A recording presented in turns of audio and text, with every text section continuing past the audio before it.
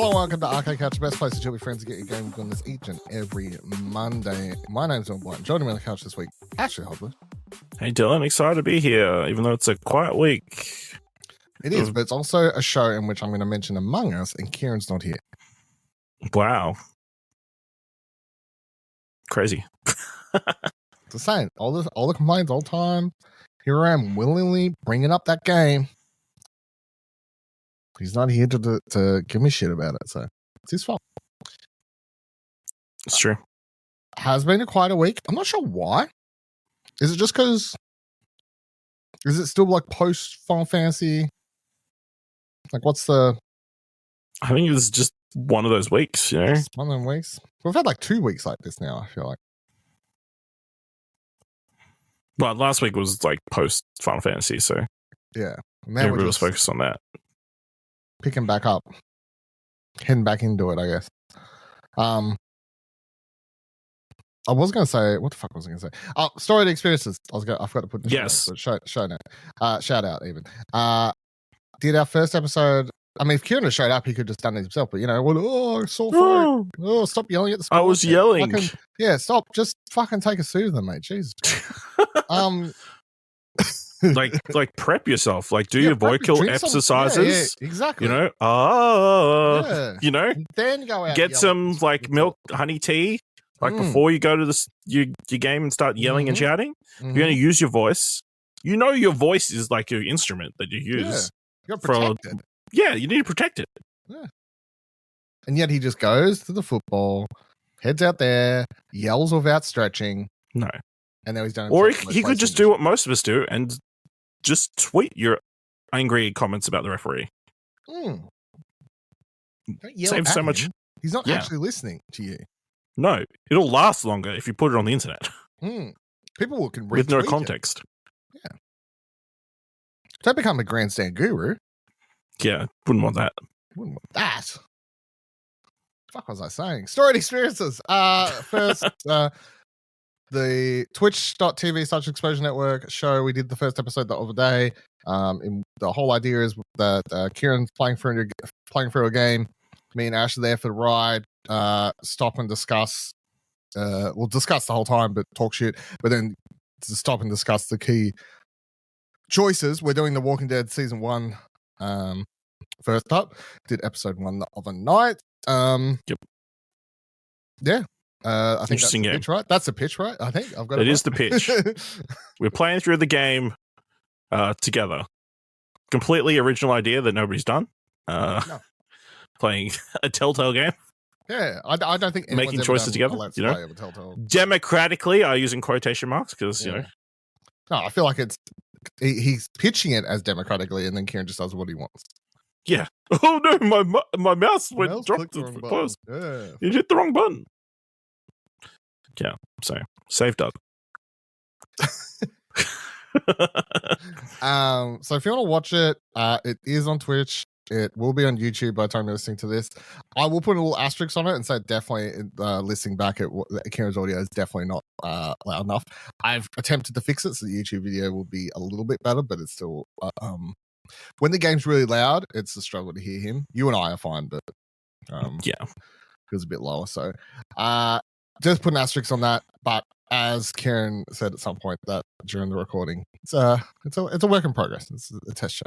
So his audio is a work in progress, as is the structure of the the thing. You know, it's interesting. I feel like a lot of it we ended up like just poking fun of the game, but also got into the deep discussions about it.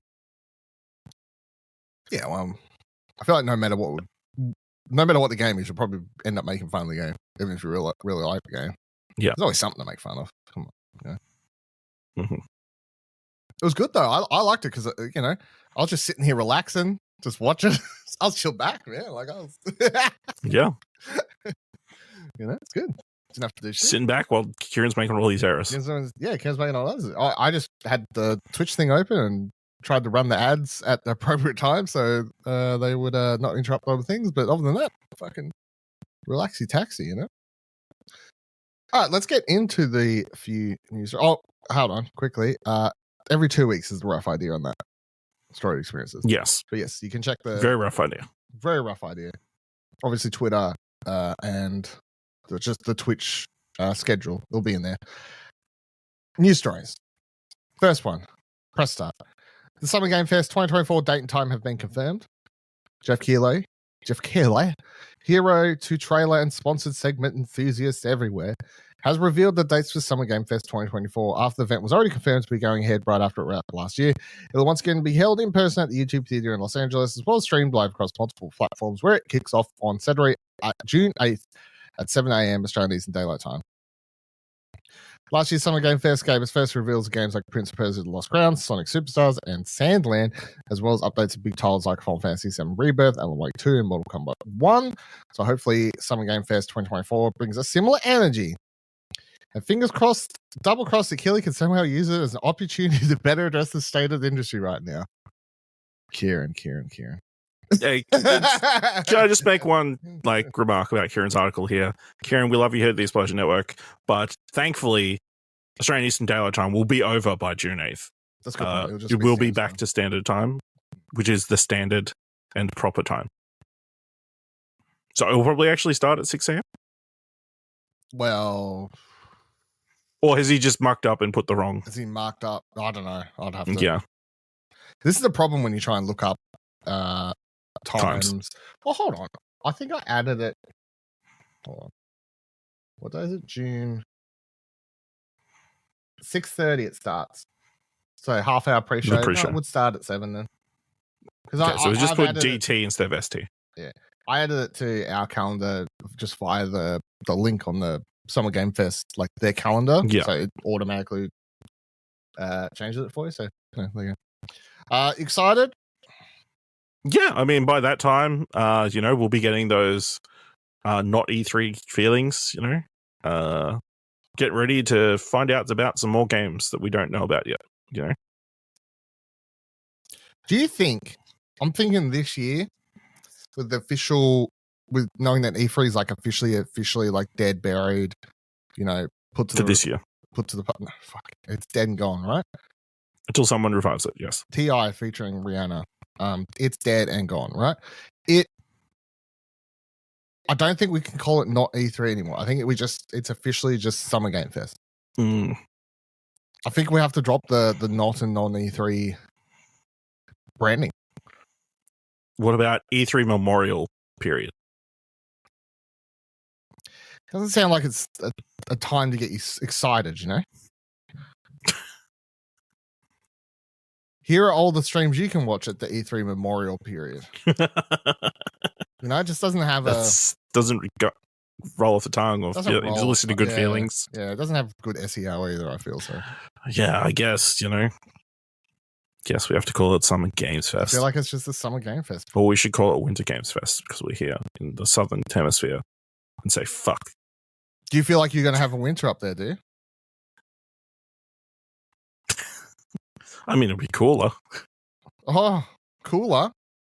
Well, you'll be having a winter for sure. So, I mean, maybe. I don't know. It hasn't started to cool down yet. The weather gets weirder and weirder every year. It's as if climate change or something. I don't know. Yeah. Who's to say? I don't know if that's a thing. People might need to look into it. Yeah, I'm excited. I can get more excited for Summer Game Fest than I can for the Game Awards, because Summer Game Fest is just. This is what I'm going into this year with this energy. Fuck the Game Awards. I'm sick of caring, sick of trying. I'll watch it, but I'm going to go into this year's not looking for anything else other than trailers. I don't give a fuck about their awards. They're meaningless. They're shit. They're trash. Right? That's the energy I'm bringing in. Summer Game Fest. That's bringing them the trailers and the hype. I can get behind it because it knows what it is. It's not trying to trick me into thinking it's fancier than what it is. So you win this one, Geoff. I can get behind you with this one. Yeah, absolutely. Can we also address the other crazy Geoff Keighley news this week? I don't know. Was there another crazy? I might have missed it. He actually tweeted about there being layoffs in the games industry. Did he? Yeah. Who was it for? Here we go. Which of the many? It's heartbreaking time in the games industry with layoffs impacting developers who bring us joy. So I wanted a single boost Amir Savart, who's built a directory of 68,000 job candidates, 2,100 mentors, and even mock interview matchmaking. Check it out with a link. And saying he's offered his time as a mentor to job seekers. So really, it's a half measure. He only brought up the job layoffs so he could mention the good thing he's doing. But, if anybody had mentioned job layoffs on your bingo card this year, he actually did. Technically. Is this a... Yeah. It's a bit weird, isn't it? I'm not going to say anything. And then, here's the thing I've helped someone do. Yep. What did he help with? Which part? But he's signal boosting it for a start. Yeah, other than that. Yeah, and he said, I've signed up to offer my time to mentor job seekers. If I can help. That's his part. Yep. Okay. The website is set up very weird. It's like it's only made for mobiles. Maybe it's only for mobile game. Or mobile tools. It's like all rectangles. Yeah, it's a bit weird. So it looks like I mean, I guess most people probably would be accessing it on their phone. But yeah, never seen. Anyway, yeah. I mean, that's cool and all, but come on, Geoff. About 6 months ago would have been good. Giant Skull is a new AAA studio that will probably disband before. Giant Skull is a new AAA studio led by director of the Star Wars Jedi games. After it was announced in September last year that Stig Amerson, the director behind Respawn Entertainment's beloved Star Wars third-person action-adventure titles Jedi Survivor and Jedi Fallen Order, as well as Santa Monica Studios' God of War 3, was leaving his position at EA, the renowned developer has revealed his next venture, a brand new AAA studio dubbed Giant Skull. The studio is said to be dedicated to building gameplay-driven, story-immersed action-adventure games set in captivating worlds, leveraging Amerson's decades of experience along with the Wire team, taking up its headquarters in Los Angeles and remote talent from around the world. Other industry figures joining will be John Carr, Star Wars Jedi Survivor, Patrick Murphy, Fortnite, Lauren McLemore, Fortnite, Jeff Magers, Star Wars Jedi Survivor, Brian Campbell, Fortnite, and Anthony Scott, Arkham series. Emerson said the Giant Skull Studio the Giant Skull Studio culture is founded on creativity and curiosity. We've assembled a talented team renowned for immersive storytelling, heroic combat, and exhilarating traversal. And our goal is to craft a rich universe that players will want to lose themselves in the years to come. I like Stig, like his games. I gotta say, when someone leaves somewhere and says something along the lines of, I'm looking to expand to do something different, or something like that is what he said, I believe, at the time. Mm-hmm. And then he announces he's doing a new studio that is building gameplay-driven, story-immersed action-adventure games set in captivating worlds. I go, welcome back to the shit you were doing before, Stig. I would say maybe he didn't have an issue making the kind of games he was making before. It was dealing with the people above him that was probably the thing that he wanted to do differently. Yeah, I mean, I think I think that is definitely all it was. And at the time, he just said some bullshit. He just was being politically correct or polite, gracious. Hopefully they're able to put out a game. That's good. I mean, it's I can't remember the last AAA. I actually don't know. What was the last AAA new studio that actually came out with a successful game? New IP? Yep. Yeah. Mm-hmm. Nothing springs to my mind. Not to say there isn't something, but yeah. I mean, hold on. You got me. Fortnite count or no? That's epic, right? Yeah, true. Good point. So a new IP from a new studio, a AAA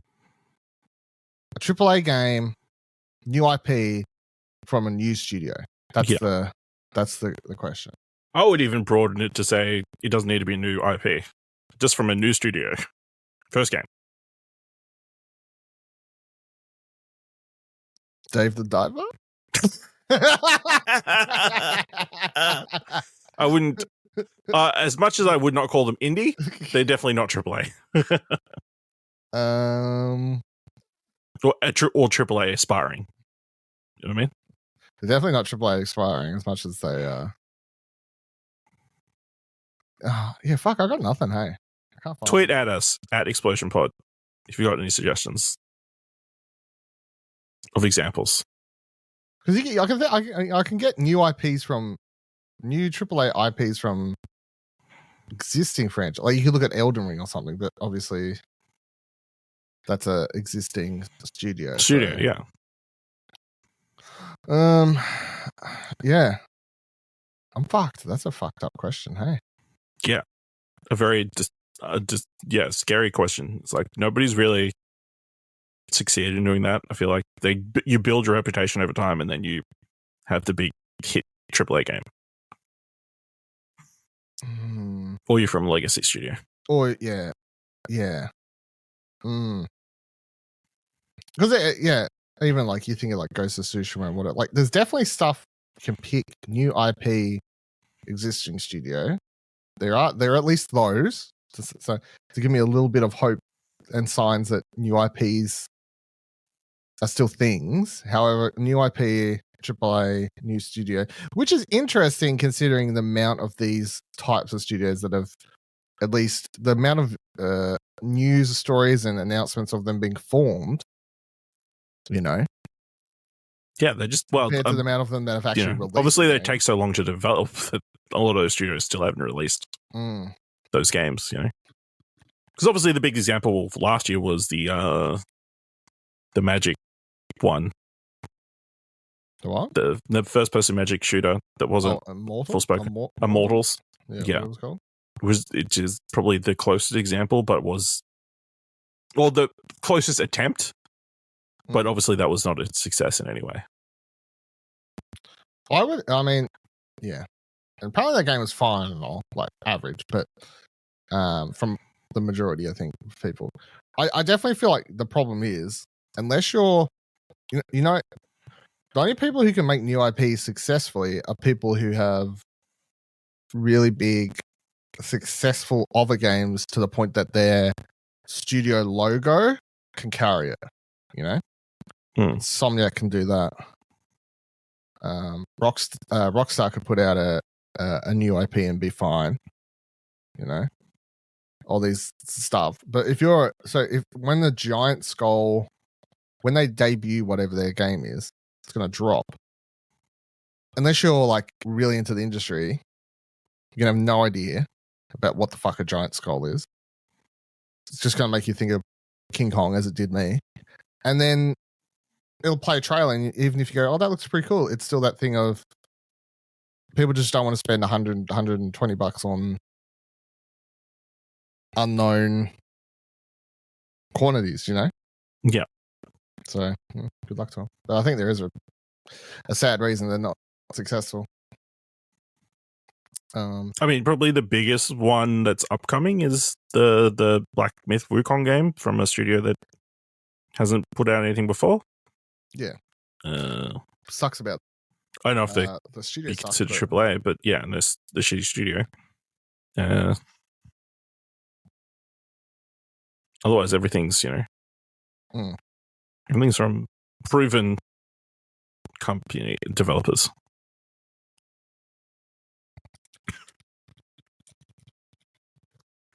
It's like trying to find a needle in a haystack. Actually, it's like I've really dropped a surprise note. I cannot drop on anybody. Yeah, it's sort of bothering me, to be honest. Like scrolling through lists of games here, being like, no, that's not. Yeah, fuck, I'll give up. All right, Among Us animated show has been cast. Eurogamer writes, Innersloth has revealed some of the sus stars that will be bringing the Among Us animated show to life. As detailed in an announcement post to Twitter/X yesterday, we now know that Ashley Johnson, perhaps best known as Last of Us Ellie, will be voicing Purple. The Lord of the Rings Elijah Wood will be playing Green. Fresh off the Boats Randall Park will portray Red, whilst Commune's Yvette Nicole Brown will voice Orange. Red, captain of the Skeld, is described as a blowhard people pleaser, whilst Purple is the suspicious and sarcastic chief of security. Woods Green is an unpaid intern who's just quote-unquote happy to be there, and Brown's Orange is a spineless corporate shill from HR. According to Variety, the show creator Owen Dennis will also serve as executive producer on the show alongside Inslop's Forrest Willard.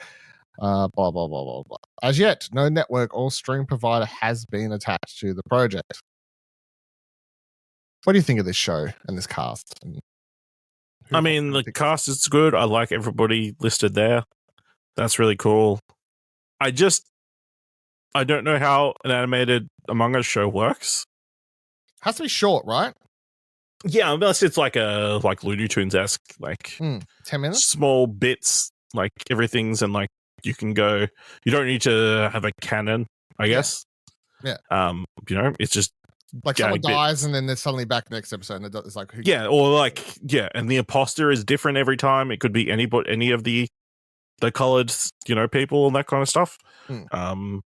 That could be work, but if they're trying to have like a multi-season narrative TV series, full 23 minutes, that kind of stuff, I can't imagine that being a success or working narratively. Especially if they're just copying the same visual style and everything. I'm like, you would need to add a lot of supporting characters to add a proper season length long reveal to whoever the killer is, Yeah. Like, what the fuck are they doing each episode? You're just actually doing tasks around the ship. You're just focusing on these people, like cleaning the ship and like doing maintenance. To what they were doing before the ship. That's where it all is. Oh, okay, yeah. Flashbacks. It's all origin stories for each of the colored Among Us characters, yeah. That could work.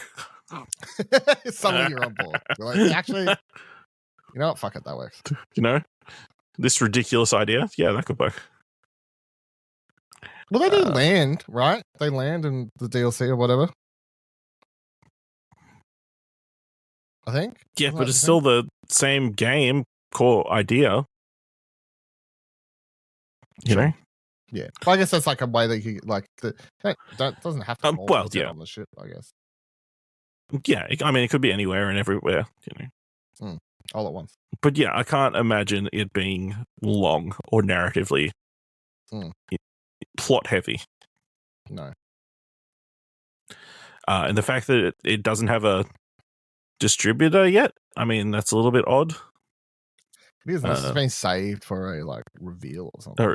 This is Well, I could have sworn like a Netflix or something announced that they'd gotten that they were making it. So I thought they had too, but according to this Eurogamer article, apparently we had the same dream. Yeah. So there you go. All right, last news story for the week. Dreamhack has signed a deal to keep the festival in Melbourne for the next 5 years. Whoa. Australia's third annual Dreamhack Festival is in sight, and the 3-day show will be returning to Melbourne across the weekend of April 26th to April 28th. Tickets are on sale now. Blah, blah, blah, blah. In a massive win for Aussie gamers and creators, Dreamhack is not only landing back in Melbourne this year, but has secured a deal with Visit Victoria, TG Live, and ESL Face It to have the city host the event for the next 5 years, cementing Melbourne's reputation as a hub for cultural events and especially in the gaming sphere. Quote, Dreamhack last year had Visit Victoria support, and before that, the Melbourne Esports Open also had support from the Victorian government. So they've been a supporter of ours in the game community for a while, and Melbourne has been such a great place to do events, says Ben Green to Press Start here in this article. The government's supportive and the venues are fantastic to help us out. They're really supportive too, and it certainly feels like a large chunk of the gaming community in Australia is in Melbourne. So it makes it much easier to do an event there. I feel like we grew quite a lot between our first 2 Dreamhacks, even with only 6 months between them. I feel like this year is kind of like a breakout year for the event, which we've kind of shown the community what the show is about. Being able to plan and know year on year we can come back, we can take feedback from the community, we can build the show up and around each year of those things. It's been very good.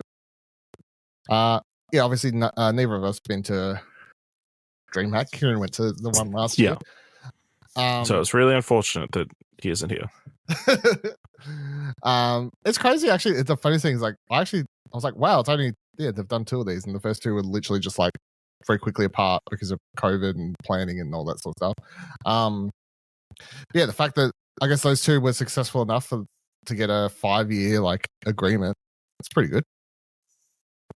You know, like having that stability and like knowing that the event will be there, like especially if this is an event you really liked the last few times, and say this 3rd one, which they're pitching as like the one they've had the ability to plan for the most, turns out to be one of the better ones, and then you can just add it to your calendar, I guess, as a annual adventure in Melbourne. That's pretty good. So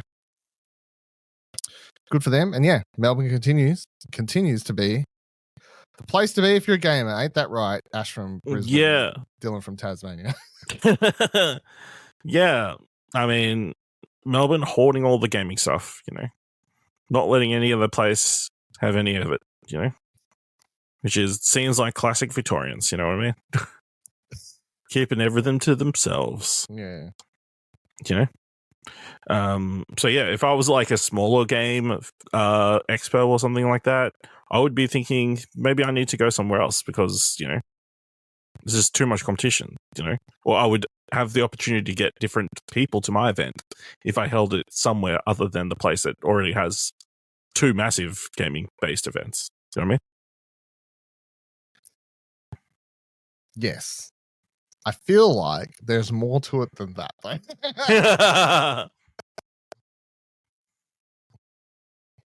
To clarify, I feel like Expo, it's governments. which is soon. I believe everyone that's involved in that lives in Melbourne. Move. Wow, because nobody's ever organized events places where they don't live. You know what I mean? I guess. I have to like hire hotels and I don't know. Maybe the Brisbane government hates putting on gaming events. Maybe that's what killed the EB thing. Maybe I feel like secretly behind the scenes they hate gaming events in Brisbane. Could be. Could be. Just saying. Just putting it out there. What about Tasmania? You doing any game events? In Tassie. That's enough of a reason to know I'm not getting shit. That big body of water. It's nobody's going to come on there. the map, but it's this far in real life. It's less than an hour on a plane, but it's fucking ages. Takes people longer to get. Takes fucking Betson just as long to drive from Geelong to Melbourne, I'm sure, but for some reason it's too hard. All right, let's go. Can I just check out one more story that is interesting? Reading from Press Start. After teasing an impending announcement and after a Macus collaboration mysteriously popped up, Player First Games has made it official. MultiVersus is coming back on May 28th as a pretty big improvements along with it. Introduced by the game directors Tony Hewen, the free-to-play platform fighter stacked with recognizable Warner Brothers characters will be back and better than ever when it launches in full on PS5, PS4, Xbox XS, Xbox One, and Steam. So yeah. We all thought it had actually died, but no. It's coming back, despite being in an open beta that no one thought was an open beta for the entire period, in which they had multiple seasons. The most confusing part about this to me is because I've got like trust issues, I'm like, what is this? It's the exact same game. Is it an open beta? Is it a full release? They're saying it's a full release. Beta that you can somehow get access to. You know, like what are we talking here? I don't know. As long as I still have all my stuff, then we're all good. You're okay with it. Yeah. All our stuff. I wouldn't say I'm like super excited to get back into it, but I definitely will re-download it and give it a go. Had some fun playing it. So yeah, be interesting to see what the fuck they've done with what massive changes, taking it away has achieved. Yeah, I think the fact that everybody hasn't been able to play for a while will potentially even the playing field again. Because then all the people haven't played it for like long periods of time, so there won't be all these experts at it. No. See, they'll have all gone off and played their other fighting games. I'm terrible at Smash Bros, and thus I'm terrible at this game. Hmm. So that's anyone who knows just how it is. Just how it is, like just how it is. I do remember I read something that they're adding like some single player content. So obviously, if it is the full release, like having some better single player content would be as part of that. That would be good. But it'd be interesting also, like, are they going to if you didn't download it and everything, you hadn't paid it before, what's the price now? Like if you're a new player coming into it, what do you pay now and what do you get for what you pay? I've got some questions. So yeah, what have they learned from the free to play market from the last like 24 months or whatever. Year or whatever? Like, it's interesting.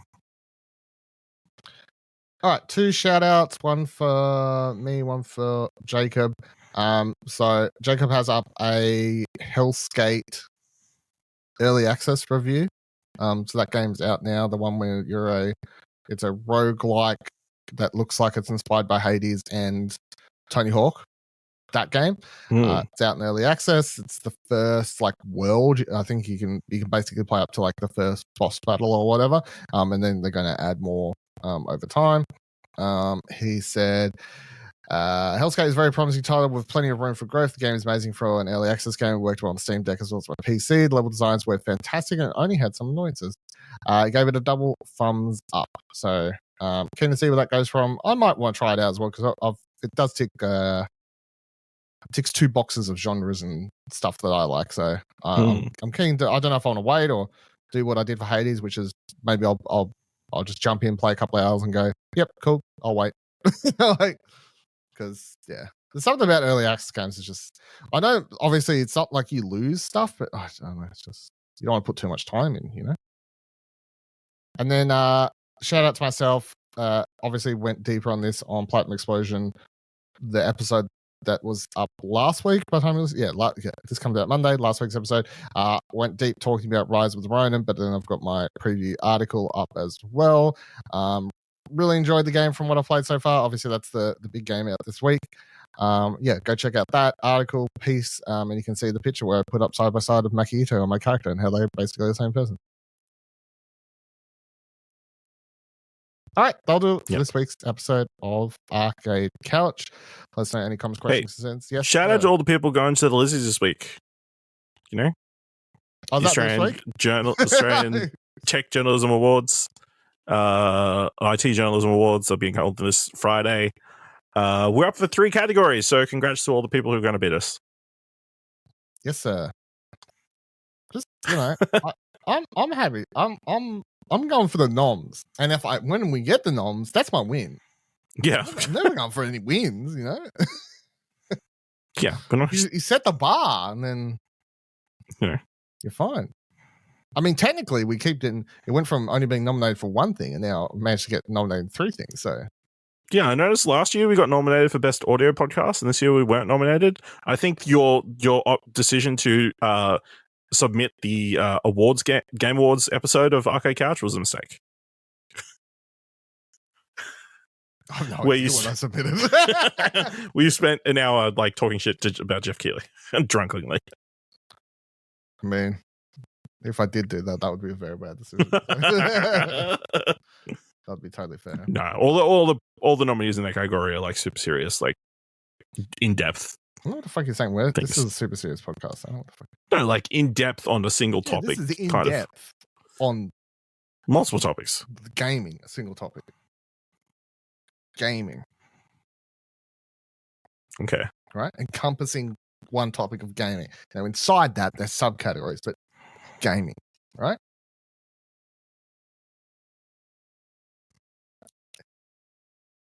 And about how lizards are trying to ruin it.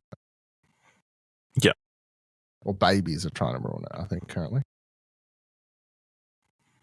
I don't know. All I know is apparently diversity destroys gameplay somehow. It's true. It's very, very true. I played Alan Wake 2. I take back everything I said nice about the game. Now that I've discovered the truth. Yeah.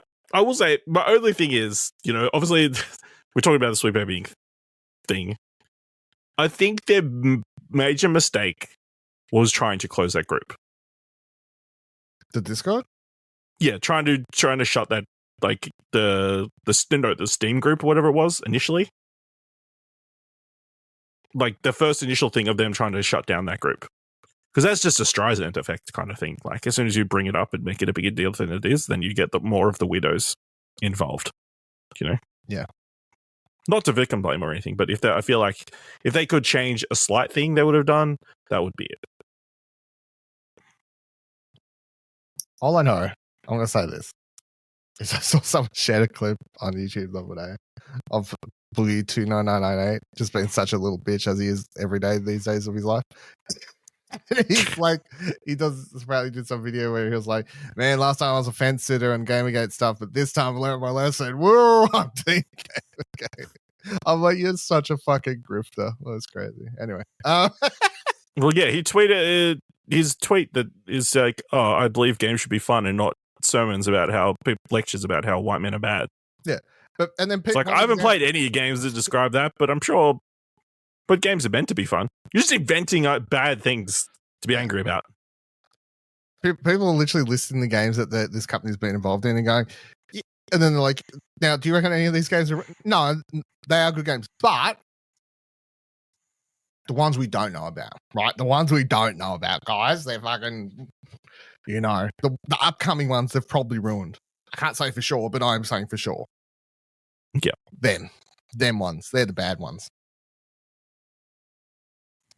People are so weird. People are weird. All right, that'll do it. This week's episode of Whack a Cut. Thank you for joining us. Let us know any comments, questions, concerns you've had about anything we've talked about. ExplosionNetwork.com/Twitter takes you to our Twitter page, ExplosionNetwork.com/Discord takes you to our Discord page. Twitch.tv/ExplosionNetwork for Storied Experiences as that happens, as mentioned at the top end of the show. If you like this episode, this podcast, this website, and want to support us, ExplosionNetwork.com/support takes you to our Ko-fi page. And we'll see you here same time, same couch next week. Goodbye.